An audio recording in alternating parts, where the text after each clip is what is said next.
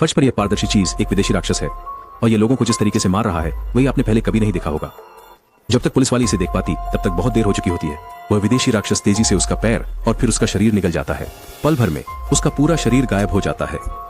जब क्लारा और रिक्सी पहुंचते हैं तो वे सिर्फ एक टॉर्च को जमीन पर देखते हैं। फिर दोनों ने दीवार पर अजीब पेंटिंग देखी और जैसे ही वे करीब गए उन्होंने महसूस किया कि यह वास्तव में पुलिस वाली का नर्वस सिस्टम है। डॉक्टर को यह भी पता चलता है कि वॉलपेपर भी असली वॉलपेपर नहीं है बल्कि एक इंसानी त्वचा का चपटा हुआ टुकड़ा है। तभी कमरे का दरवाजा अचानक बंद हो जाता है और रिक्सी उसे खोलने के लिए दौड़ पड़ता है, लेकिन वे देखकर हैरान रह जाते हैं कि दरवाजे का हैंडल सपाट हो चुका है।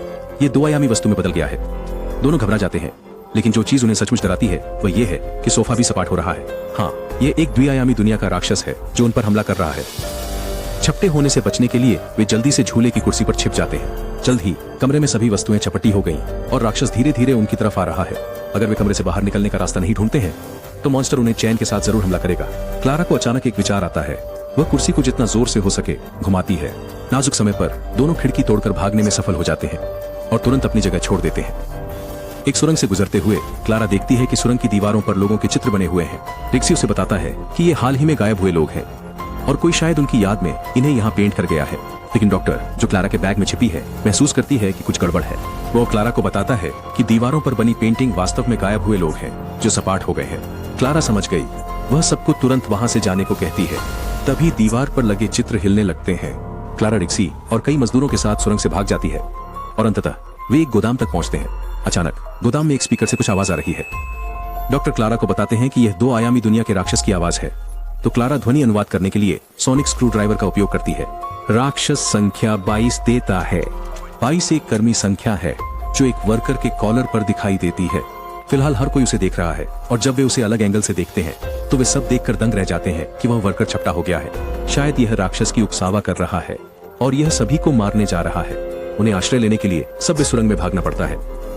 कुछ समय बाद उन्हें पता चलता है कि निकास द्वार का हैंडल पहले ही राक्षस द्वारा छपटा कर दिया गया था।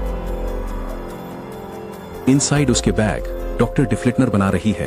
वो इसे क्लारा को देता है और उसे हैंडल पर इस्तेमाल करने के लिए कहता है। हरे रंग की रोशनी की किरण दरवाजे के हैंडल को ढक लेती है और इसे धीरे धीरे फिर से त्रिआयामी वस्तु में बदल देती है। वे बाहर दौड़ते हैं और फिर दरवाजा बंद कर देते हैं। राक्षस के उनका पीछा करने से रोकने के लिए क्लारा फिर से हैंडल को छपटा कर देती है। टार्डिस ऊर्जा का लाभ उठाते हुए राक्षस ने 2D चीजों को 3D में बदलने की क्षमता हासिल कर ली है और अब वह हैंडल को भी उभार सकता है। वे तुरंत भाग जाते हैं। राक्षस उनके पीछे करीब आ रहा है। हालांकि क्लारा गलती से टार्डिस बॉक्स को रेलवे ट्रैक पर गिरा देती है और उसी समय एक ट्रेन टार्डिस बॉक्स की ओर आ रही है। राक्षस द्वारा ऊर्जा चुराने के बाद डिब्बा संकुचित हो रहा है और डॉक्टर इसके अंदर फंस गया है। कुचले जाने से बचने के लिए डॉक्टर एक उपाय सोचता है। वह अपना हाथ बॉक्स से बाहर खींचता है जैसे मकड़ी रेंगता है। जैसे ही उसे लगता है कि वह सुरक्षित है, बॉक्स फिर से ट्रैक पर गिर जाता है। डॉक्टर को लॉकडाउन मोड सक्रिय करना पड़ता है जिससे टार्डिस एक घन में बदल जाता है, लेकिन वह पूरी तरह से अंदर बंद हो जाता है। दूसरी ओर राक्षस क्लारा और रिक्सी का शिकार जारी रखता है। जब क्लारा ट्रेन को आते हुए देखती है तो उसके दिमाग में एक साहसिक योजना आती है। वो ड्राइवर पर सोनिक स्क्रू ड्राइवर का इस्तेमाल करती है जिससे उसे लगता है कि लाल बत्ती है और ट्रेन रुक जाती है। ड्राइवर ट्रेन से उतरकर स्थिति की जांच करने के लिए जाता है और अब तक उसे पता नहीं है कि क्लारा उसकी जान बचा रही है। उसके ठीक बाद क्लारा और रिक्सी खाली ट्रेन में चढ़ते हैं और इसे फिर से शुरू करते हैं। फिर क्लारा अपने हेयर बैंड का उपयोग करके हैंडल को बांध देती है और उसे स्वचालित रूप से चलने लगती है। दोनों ट्रेन से कूद जाते हैं और उसे सामने वाले राक्षस से टकरा जाने देते हैं। उनकी हैरानी के लिए पूरी ट्रेन छपटी हो जाती है। फिर राक्षस एक त्रिआयामी प्राणी के रूप में प्रकट होता है। दोनों भागने की कोशिश करते हैं और तभी क्लारा को ट्रैक्स पर टार्डिस मिल जाता है। कुछ समय बाद क्लारा एक नया विचार लाती है। वह रिक्सी से एक दरवाजा पेंट करने के लिए कहती है। फिर पेंटिंग को दीवार पर लगाती है और अंत में बॉक्स को दरवाजे के पीछे रख देती है। फिर उन्होंने राक्षस को वहां लुभाया। जब राक्षस अपनी ऊर्जा नकली हैंडल के खिलाफ उपयोग करता है तो ऊर्जा सीधे पेंटिंग के पार होकर टार्डिस बॉक्स में चली जाती है। टार्डिस, जिसने ऊर्जा को अवशोषित कर लिया है, उड़ता है और धीरे धीरे अपने मूल रूप में लौटते हुए राक्षस से टकराता है। डॉक्टर कदम बढ़ाता है।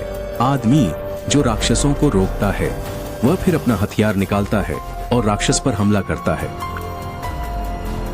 मैं हूं मूवी ऐप। देखने के लिए धन्यवाद।